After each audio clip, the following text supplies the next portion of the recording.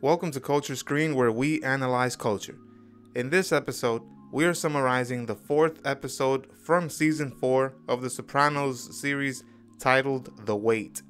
The episode first aired on October 6th, 2002. In the beginning, Johnny Sacramone has been battling to control his wrath since being told by Paulie that Ralph Cifaretto had said a cruel joke about his morbidly obese wife, Jeannie. He sees Donnie, a member of Ralph's crew, laughing about something with a friend while at a bar with his subordinate Joey Peeps. Johnny ultimately erupts in a wrath, violently punching Donnie and peeing on him afterward. Later on, Jeannie asks Johnny about the bloodstains on his jacket.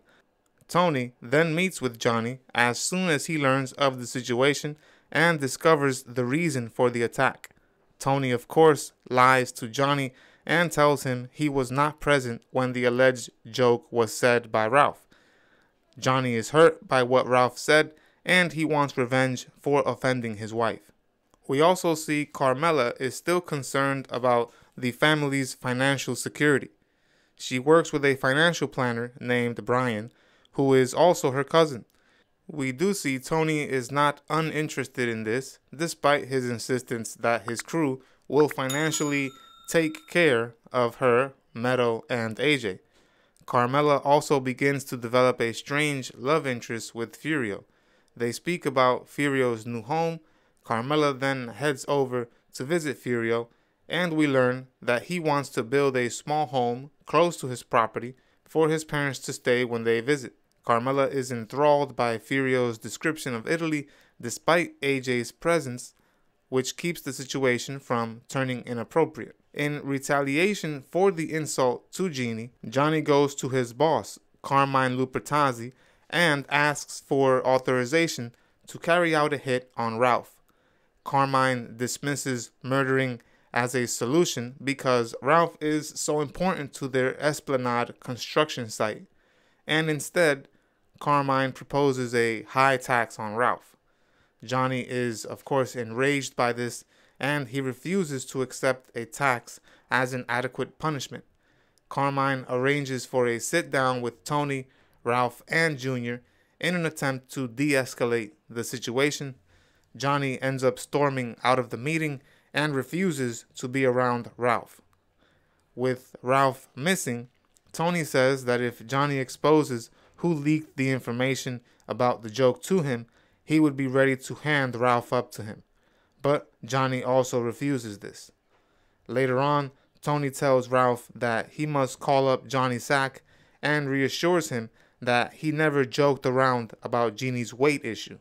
Tony goes as far as helping Ralph with the call by being on another line right next to him.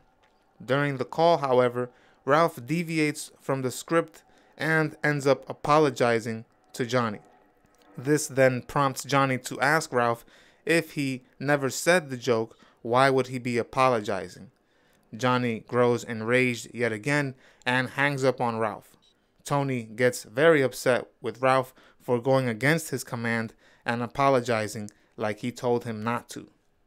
As a way of protecting Ralph's life, Tony sends him to hide in Florida. Remember, I am summarizing the entire series, so subscribe and click on the notification bell to be reminded when I upload the next episode. I will be reviewing other TV shows and movies as well, so let me know what your favorite TV show and movie is so I can summarize it in the future. Doing these two things helps my channel tremendously. I thank you for your support. In another scene, Meadow goes to an information booth to get information about a South Bronx law center, which is managed by Dr. Kupferberg's daughter named Saskia. Saskia encourages Meadow that she should think about working with poor people and minorities as a way of helping them. Tony jokes around about Meadow's new role in assisting an Iranian immigrant, and we can see the tension between Tony and Meadow over Tony's racially insensitive remarks appear to have dissipated.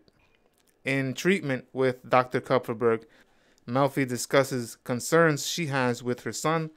Melfi blames Jason's lack of interest in academics to him feeling disconnected from his father. Melfi also expresses that she has developed feelings of helplessness after having been recently raped.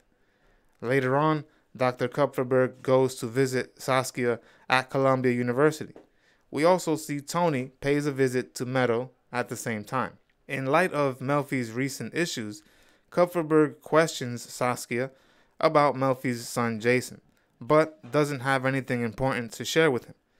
Tony and Kupferberg have a run-in in the parking lot garage as they both leave the college around the same time together. Kupferberg ends up crowding Tony in his car, and Tony becomes a little paranoid.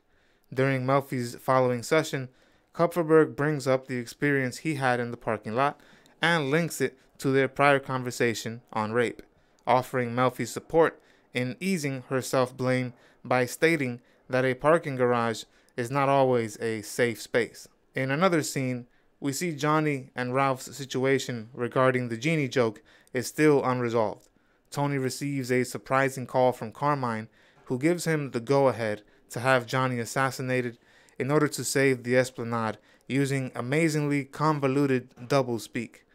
Tony sets the hit in motion despite his remorse since Johnny is a longtime friend of his. When Junior tells him about the Otwell Avenue Boys, a group of veteran hitmen residing in Rhode Island, the Otwell Avenue crew is told they can assassinate Johnny the next time he comes to visit his father. Despite the Otwell Avenue Boys' proclivity for torture and terrible bloodshed, Silvio and Christopher pay a visit to them, asking for a rather simple murder. Meanwhile, having tracked down Ralph in Florida, Johnny Sack orders the hit on him through Joey Peeps. Ralph is pursued by a hitman who plans to assassinate him on the same day that Johnny departs to head to Boston.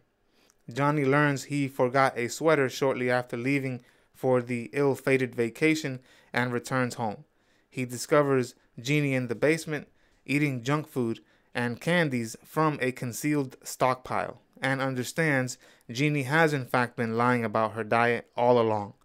Johnny loses his cool with her, but quickly makes amends, assuring her that her weight is unimportant to him. Afterward, Johnny realizes Jeannie has been lying all along, so he cancels the Florida hit just as Ralph is about to board the elevator with the man that was going to assassinate him. Johnny pays Tony a visit, finally offering to put the joke drama to rest. This leads Tony to call off the Boston hitmen from killing Johnny. Furio throws a housewarming celebration and invites the entire Soprano family. AJ becomes bored during the party and ends up locking Bobby Jr., Bobby Baccaliari's son, in the garage just for fun. Meanwhile, Furio is dancing with Carmela and Tony is chatting with his men. Later at home, Tony presents Carmela with a new outfit, perhaps appreciating his wife's charms more in light of the Sacrimony drama.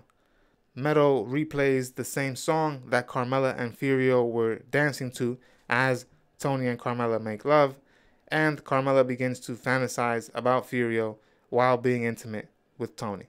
That was episode number 43, titled The Wait.